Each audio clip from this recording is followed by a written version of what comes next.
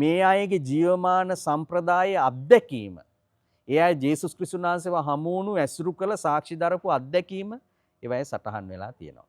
කතෝලික සභාව තුළ ප්‍රතිමා වලට අපි කොයි ආකාරයෙන්ද සම්බන්ධ විය යුත්තේ කියලා. ප්‍රතිමා නෙලීම සහ සිතුවම් කලාව කියන එක. අයිකන් එකක් නැත්තම් සිතුවමක් අපිට කතා කරනවා. අපිට එය ක්‍රිස්තුන් වහන්සේ පිළිබඳ අත්දැකීමක් ප්‍රකාශ කරනවා. සභාවේ ඉගැන්වීමක් ප්‍රකාශ කරනවා.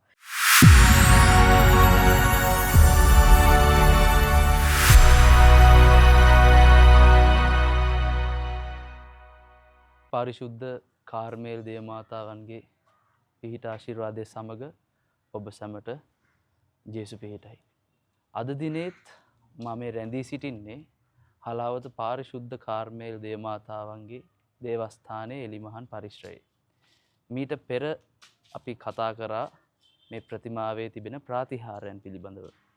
අද දිනේ මා සමග එක් වී සිටිනවා අප දේවස්ථානයේ මී සම්පාලක පියතුමන් ගරු ඇලෙක්ස් නිලන්ත පියතුමන්.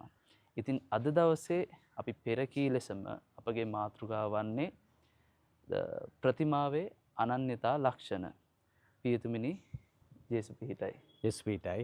පියතුමිනි අනන්‍යතා ලක්ෂණ පිළිබඳ කතා කරන්නට ප්‍රථමයෙන් මම කැමති දැනගන්නට මේ ප්‍රතිමාවන් නෙලීම සහ ප්‍රතිමාවන් පිළිබඳව සුද්ධ සභාවේ ඇති ඉගැන්වීම් පිළිබඳව. ඔව්, ඊටාම බොහොම හොඳ ප්‍රවේශයක් පුතා මේ ගන්නට යන්නේ.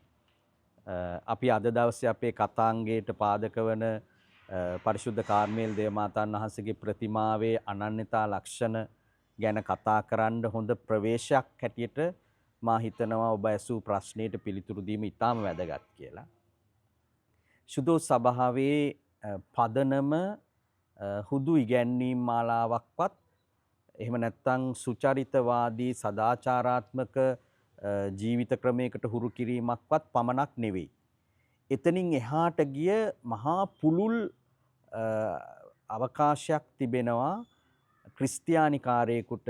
සුදු සභාව තුළ ක්‍රිස්තියානිය කියලා කියන්නේ ජීවමාන තනන් වහන්සේ කෙනෙක්ව හමුවීමේ අත්දැකීම.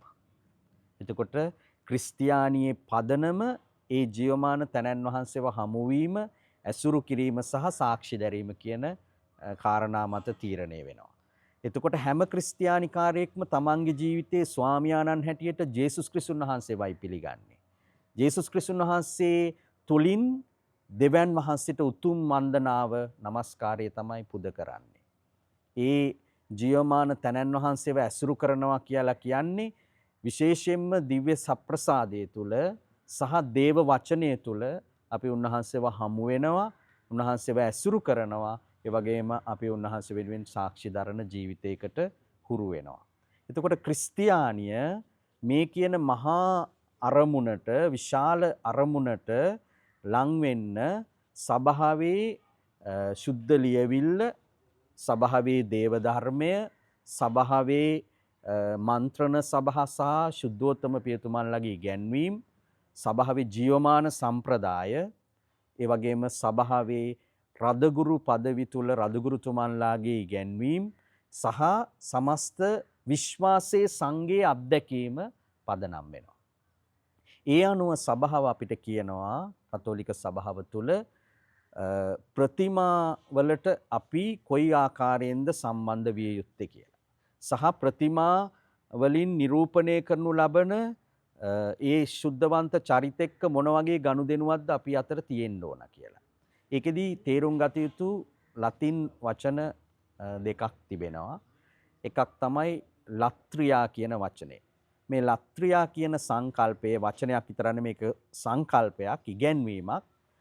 දෙවියන් වහන්සේට තමයි අපි උතුම්ම වන්දනාව පුද කරන්නේ. sacred worship. දෙවියන් වහන්සේට විතරයි මේ වන්දනාව පුද කරන්නේ.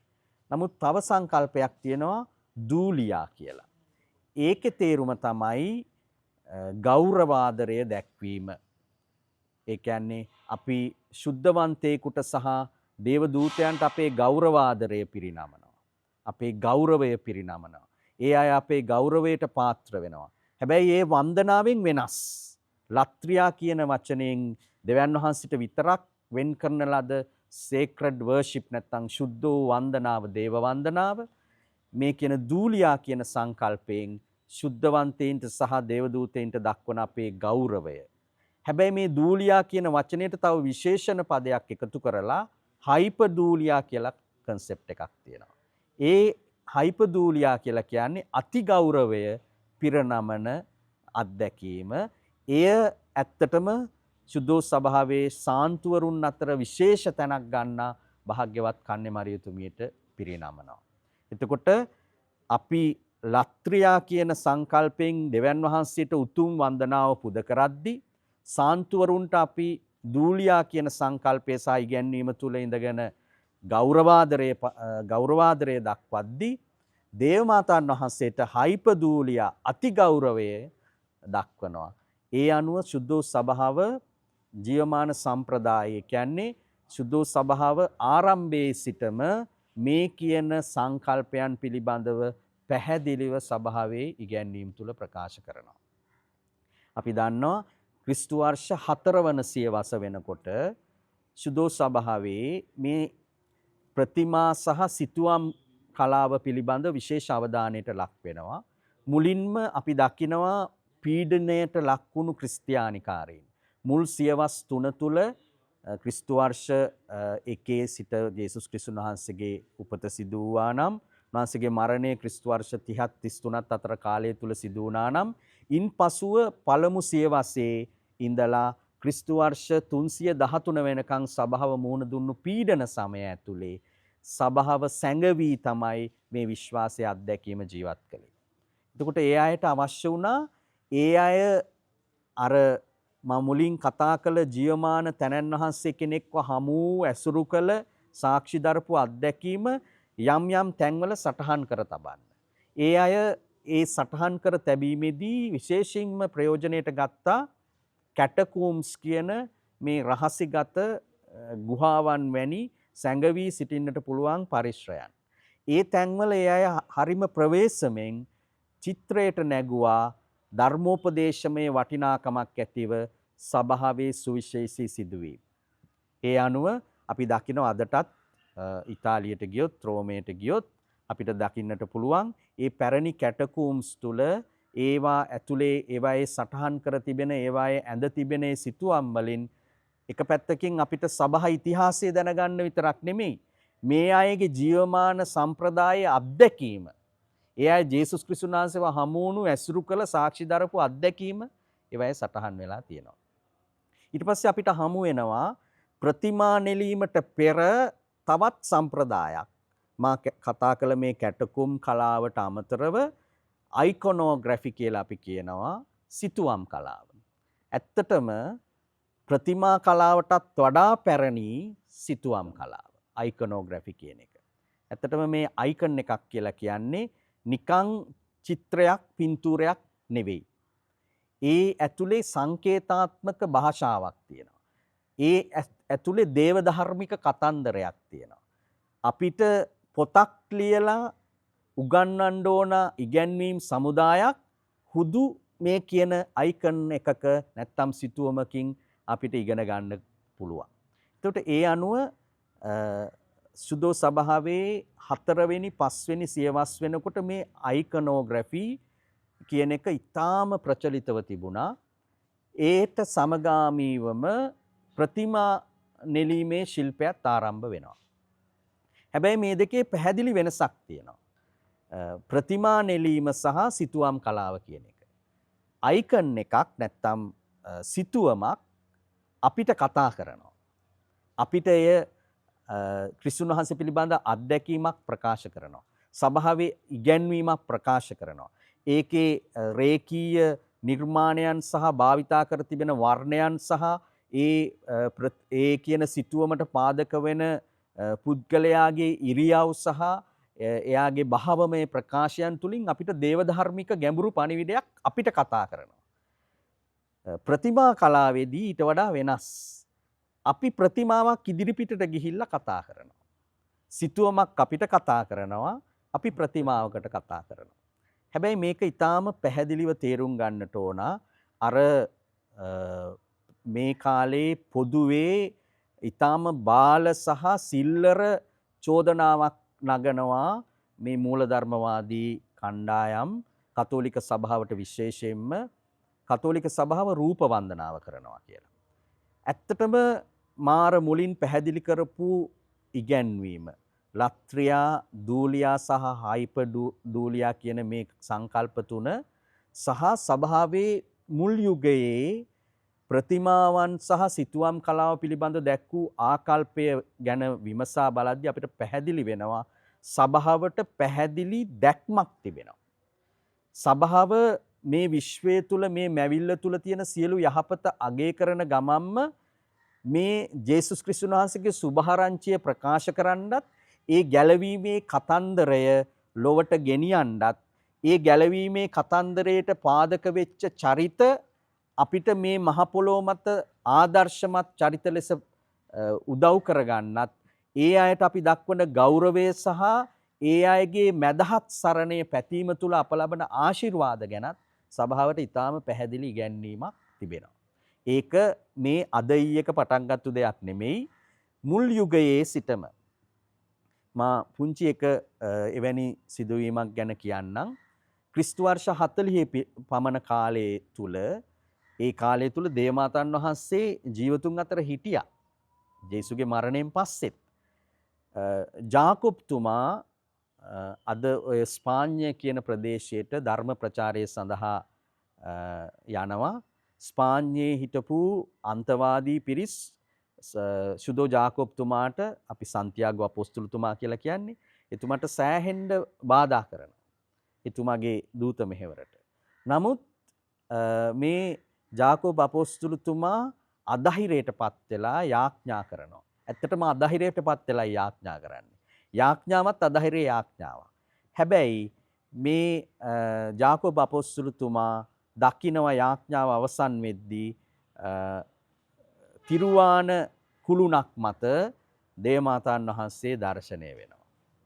එතකොට දේවමාතාන් වහන්සේ ජීවතුන් අතර ඉන්නවා. එතකොටත් එතුමිය ජෙරුසලම ආශ්‍රිතව සුද්ධෝ දේශයේ තමයි ජීවත් වෙන්නේ. ස්පාඤ්ඤයේ තියෙන තවත් කිලෝමීටර ගාණක් ඈතින්.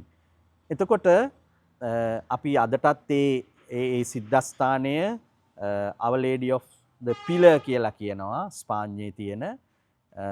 ඒ ස්ථානයේ දේවමාතාන් වහන්සේ දර්ශනය වෙලා මේ කියන ජාකොබ් අපොස්තුලතුමාව ශක්තිමත් කළා කියලා කියනවා. එතකොට දේවමාතාන් වහන්සේට තැන් දෙකක එකම විට වැඩ සිටීමේ බලයක් තිබුණා කියා ඒ ජනප්‍රවාදයේ සහ ඒ සභා ඉතිහාසයේන කතන්දරය ඇතුලේ කියවෙනවා. එතකොට මේ සිහිවීම පිණිස දේවමාතාන් වහන්සේව අර කියන තිරුවානා කණුවක් මත එතුමියව ප්‍රතිමාවක් අඹා තිබීම පුදුමයක් නෙවෙයි. මේ සිද්ධිය සිහිවීම පිණිස. එතනින් තමයි ජාකොබ් අපොස්තුලතුමාගේ ධර්ම ප්‍රචාරයට බලය ශක්තිය දේවමාතාන් වහන්සේගේ මැදිහත්කමින් ලබන්නේ. එතකොට තවත් ඉදිරියට එනකොට අපිට පේනවා සභා ඉතිහාසය තුළ දේවමාතාන් වහන්සේට සම්බන්ධ සිදුවීම් ප්‍රතිමාවලට නෙලීම ඒ වගේම චිත්‍රවලට නැගීම අතිශයෝක්තියක් නෙවෙයි. දැන් උදාහරණයකට අපි ගත්තොත් ප්‍රංශයේ ලූර්දු නුවර මසබියල් පර්වතයේ මත දේවමාතාන් වහන්සේ බර්නදෙත් සුබීරු තුමියට දර්ශනය වූ සිදුවීම ප්‍රතිමාවකට නගා තිබීම අතිශයෝක්තියක් නෙමෙයි. ඒ සත්‍ය සිදුවීමක්. ඒ සත්‍ය සිදුවීමක්. ඒ වගේම අපි හිතමු පෘතුගාලයේ ලිස්බන් නුවර ලුසි ෆ්‍රැන්සිස්කෝ ජසින්තා කියන මේ දරුවන් තිදෙනාට පාතිමා නුවර දර්ශනය වීම පෘතුගාලයේ පාතිමා නුවර දර්ශනය වීම චිත්‍රයකට නැගීම හෝ ප්‍රතිමාවකට නෙලීම අතිශයෝක්තියක් නෙවෙයි. සභා ඉතිහාසයේ දේවමාතාන් වහන්සේ දර්ශනය වුණු හැම සිදුවීමක්ම හැම සංසිද්ධියක්ම එවැනි නිර්මාණයකට යොමු කිරීම එය අතිශයෝක්තියක්වත් එය රූප වන්දනාවක්වත් නෙවෙයි. ඒ අප ඇය වෙත දක්වන අර හයිපදූලියා එහෙම නැත්නම් අතිගෞරවයේ බාහිර සංකේතයක්.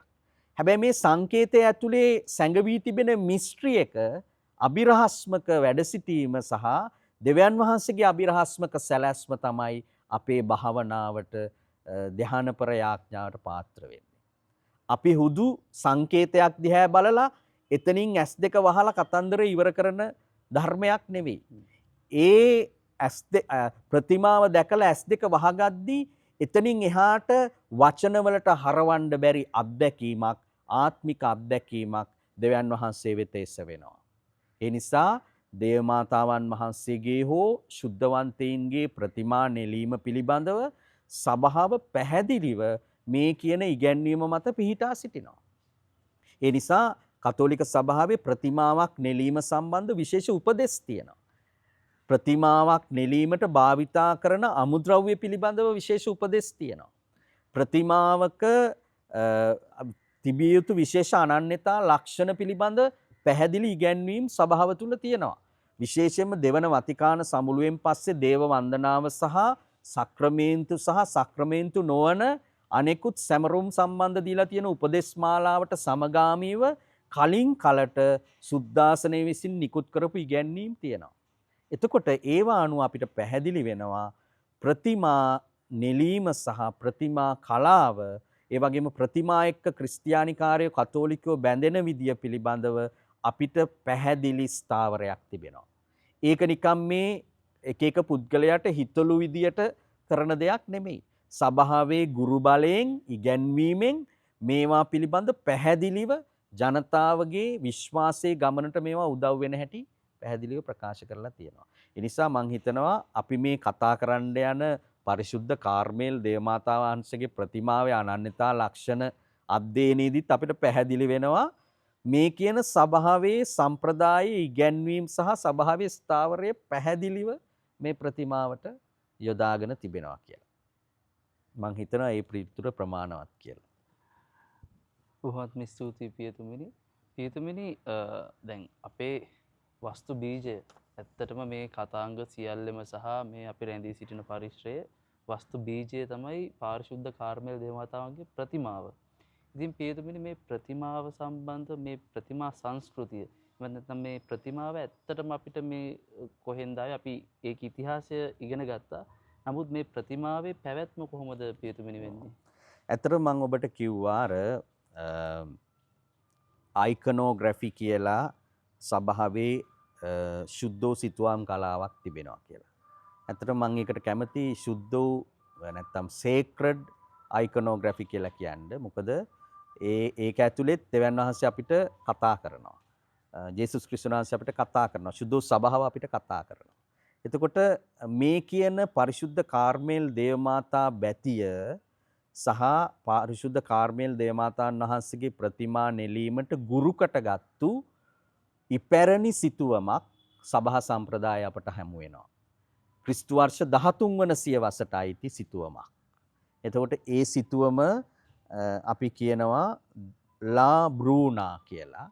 ඒකේ ඉංග්‍රීසි තේරුම the brown one, දුඹුරු පැහැති ශරීර වර්ණය ඇති ප්‍රතිමා සිතුවම කියලා. එතකොට ඒ තියෙන්නේ ඒ සිතුවම තවමත් නිරුපද්දිතව සුරක්ෂිතව ඉතාලියේ නාපෝලි නුවර කාමයින් මජෝරේ කියන බැසිලිකාවේ තාමත් සුරක්ෂිතව තියෙනවා. මීටරයකුත් සෙන්ටිමීටර 80ක් උස ඒ සිතුවම මේ කියන පරිශුද්ධ කාර්මේල් දේවමාතාන් වහන්සේගේ ප්‍රතිමාවට ගුරුහරුකම් දැක්වූ මුල් ආකෘතිය සහ අනුභව සම්පන්න සිතුවම කියලා අපිට ගන්න පුළුවන්. එතකොට මේ සිතුවම ඇත්තටම දුඹුරු පැහැයෙන් දේවමාතාන් වහන්සේගේ ශරීරය නිර්මාණය කරලා තියෙනවා. එතකොට ඒ දුඹුරු පැහැයෙන් නිර්මාණය කර ඇති නිසාම ඒ වගේම මේ ප්‍රතිමාවේ බිලිඳු ජේසුන් සමිදානන්ව වම් අතින් දරාගෙන දකුණු අතින් ඒ ප්‍රතිමාව ජේසු බිලිඳුන්ගේ ප්‍රතිමාව දෙසට දකුණු අත දිගු කරගෙන ඉන්න දේවමාතාන් වහන්සේගේ මුහුණ දුඹුරු පැහැයෙන් තිබෙන නිසා, ශරීර වර්ණය දුඹුරු පැහැයෙන් තිබෙන නිසා මේ අයගේ විශ්වාසයක් තිබෙනවා මේ දකුණු ඉතාලියේ නාපෝලි නුවර තිබෙන මේ කියන කාමයින් බැසිලිකාවේ මජෝරේ බැසිලිකාවේ එය එතනට රැගෙන ආවේ කාර්මේල් කන්දෙම තිබිලයි කියලා. ඒ අතර විශ්වාසයක් තිබෙනවා. එතකොට මේ ප්‍රතිමාවට මේ සම්ප්‍රදායට මේ ප්‍රතිමාවේ ජේසු බිලිඳුන්ව දරා සිටින විදිය සහ ඒ දේවමාතන් වහන්සේගේ ඉරියව්වට ඒ කියන සිතුවම් කලාවේ විශේෂ නමක් පාවිච්චි කරනවා. ඒක හොඩේ ගෙට්‍රියා කියලා නමක්. ඒකේ ඇත්තටම තේරුම මඟ පෙන්වන්නි. එතකොට the one who guides මඟ පෙන්වන්නි, මාර්ගෝපදේශකාව, මඟ පෙන්වන්නි. එතකොට ඇත්තටම මොකක්ද මේ මඟ පෙන්වනවා කියලා කියන්නේ? මේ වම් අතින් ජේසුස් සමිඳුන්ව දරාගෙන දකුණු අතින් ජේසුස් සමිඳුන් දෙසට දිගු කරගෙන දේවමාතන් වහන්සේ කෙලින් බැල්මක් හෙලනවා. ඒ බැල්මෙන් කියන්නේ මේ ඔබට මාර්ගය මගේ පුතුණුවන් වන මිදුම් කරුවාණන් වන ජේසුස් ක්‍රිස්තුන් වහන්සේ කියලයි. එතකොට මේ ප්‍රතිමාවේ සුවිශේෂී බව තියෙන්නේ අන්න එතනයි. එතකොට මේ ප්‍රතිමාවේ බිලිඳු ජේසුගේ ඉරියව්ව බලපුවාම සාමාන්‍යයෙන් ඔය කියන සිතුවම් කලාවට අනුව දබර ඇඟිල්ලත් ඒ වගේම මැද ඇඟිල්ලත් ඔසවාගෙන සිටින ආශිර්වාද කරන ජේසුස් සමිඳුන්ගේ ප්‍රතිමා තමයි අපි මේ කියන හොදගෙට්‍රියා කියන සිතුවම් වල දකින්නේ. නමුත් අපේ මේ කියන පරිශුද්ධ කාර්මේල් දේවමාතාවන් වහන්සේගේ ප්‍රතිමාවේ අපිට ඊට වඩා වෙනස් විදිහේ ඉරියව්වක් පෙනෙන්නේ. අපේ මේ ආසියාවේ තිබෙන අනෙකුත් සිතුවම් හා ප්‍රතිමාවල විශේෂයෙන්ම අන්‍යාගමික සම්ප්‍රදායන් සහ දර්ශනයන් වලට අයිති ප්‍රතිමාවන් වල සහ සිතුවම් වල අපේ තියෙන මුද්‍රා කියලා සංකල්පයක්. ඒ එක්තරා විදියක හස්ත මුද්‍රා, ඒ වගේම වාඩි වෙලා ඉන්න ආසනයේ මුද්‍රා, ඒ වගේම ඒ මුහුණේ ඉරියව් අනුව එක එක මුද්‍රාවන් හඳුන්වා දී තිබෙනවා විශේෂයෙන්ම මේ පෙරදිග ප්‍රතිමා සහ සිතුවම් කලාවේ. එතකොට මේ එක මුද්‍රාවක් අබේ මුද්‍රාව හැටියට අපි අඳුන ගන්නවා. අපි දකිනවා බුදුරජාණන් වහන්සේගේ ප්‍රතිමාවල වුණත්, ඒ වගේම Hindu ආගමික සහ බෞද්ධ මහායාන සම්ප්‍රදායේ එන ප්‍රතිමාවල වුණත් මේ මුද්‍රාව අපිට හමු වෙනවා.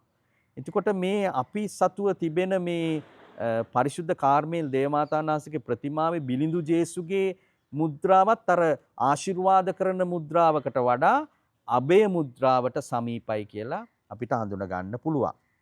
එතකොට අනිවාර්යයෙන්ම මේ ප්‍රතිමා කලාව 17 සහ 18 කියන සියවස්වල බරෝක් ප්‍රතිමා කලාව, බරෝක් කියලා කියන්නේ ඇත්තටම ප්‍රතිමා කලාවක්.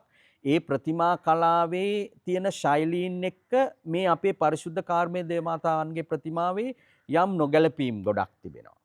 එතකොට ඒ අනුව අපිට පැහැදිලි වෙනවා මේ ප්‍රතිමාව, මේ අපි සතුව තිබෙන මේ පරිශුද්ධ කාර්මේල් දේවමෑණියන්ගේ ප්‍රතිමාව ආසියාතික මවකගේ රූප ස්වභාව මතු කරන ප්‍රතිමාවක්.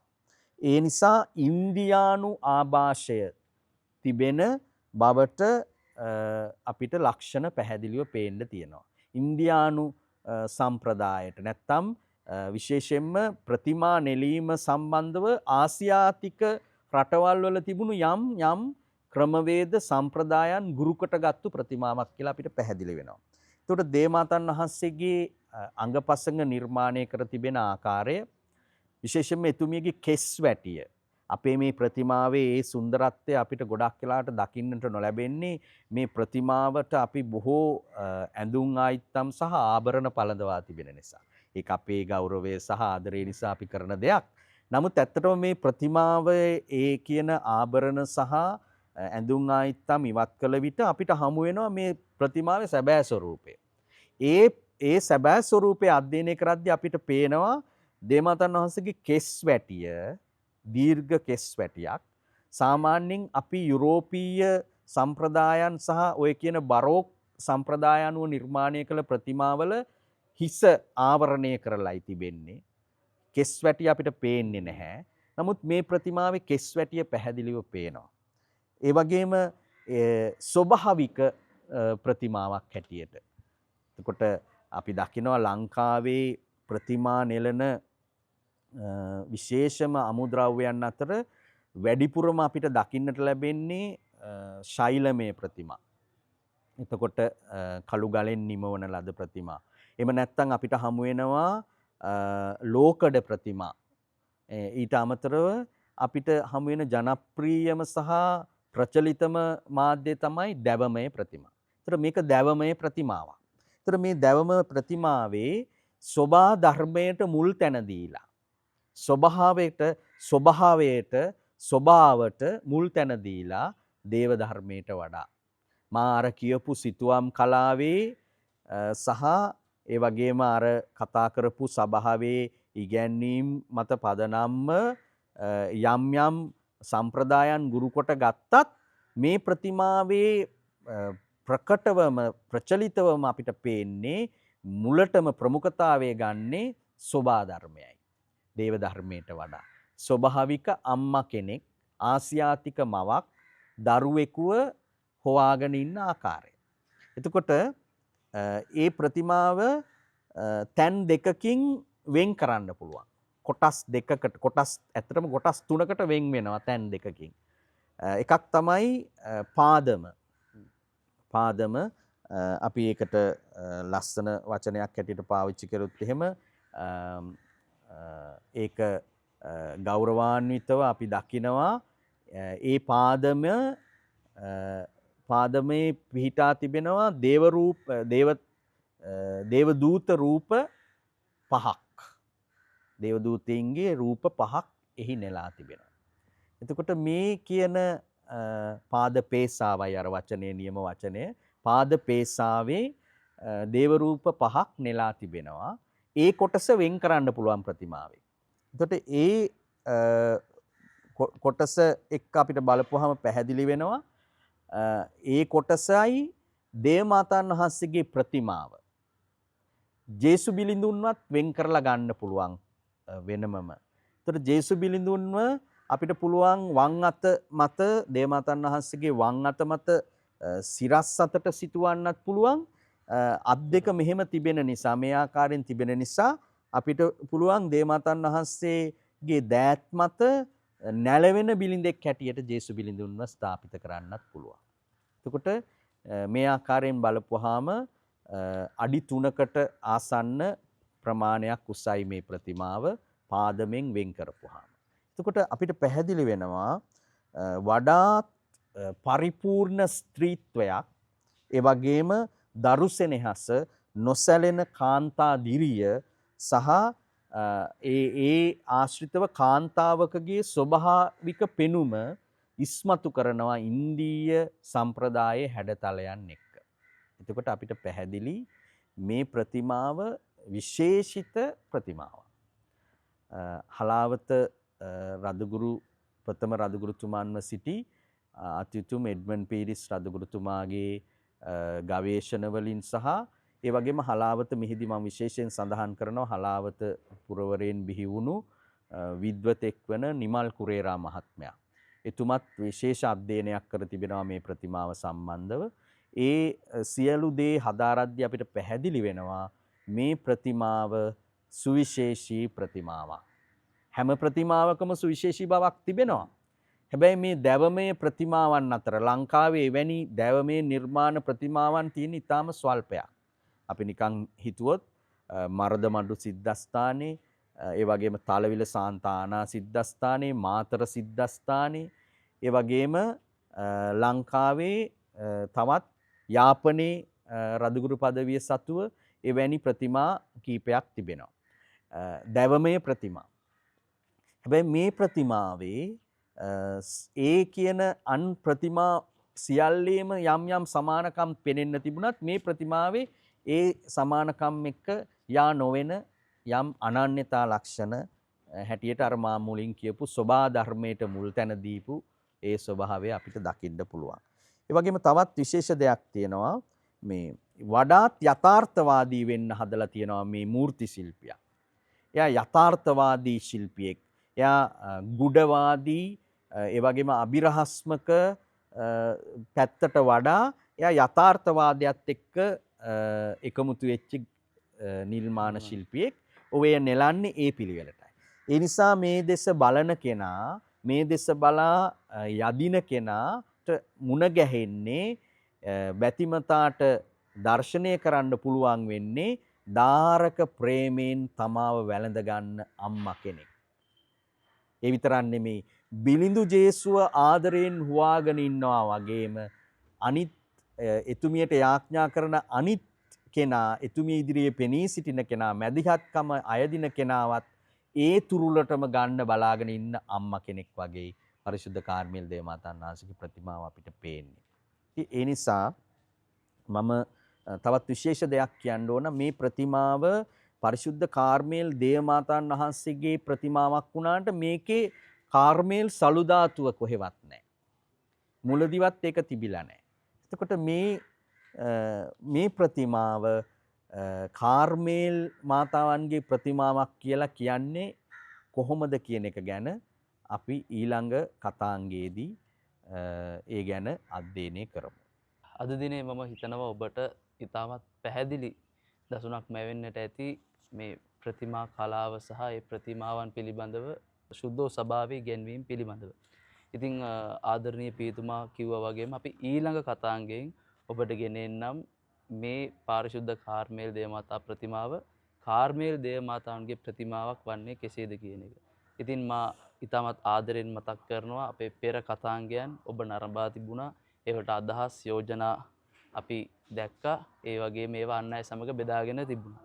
ඉතින් ඒ දෙයට බොහොමත්ම ස්තුතියි. දිගින් දිගටම අපිත් එක්ක රැඳී සිටින්න. ඉතින් පියතුමිනි ඔබ වහන්සේට ඉතාමත් ස්තුතියි. අද දවසේත් ඔබ වහන්සේගේ වටිනා කාලය කැප කරමින් අපිට යම්කිසි දැනුමක් එක් කරන්නට අවස්ථාව ලබා දුන්නාට. ස්තුතියි.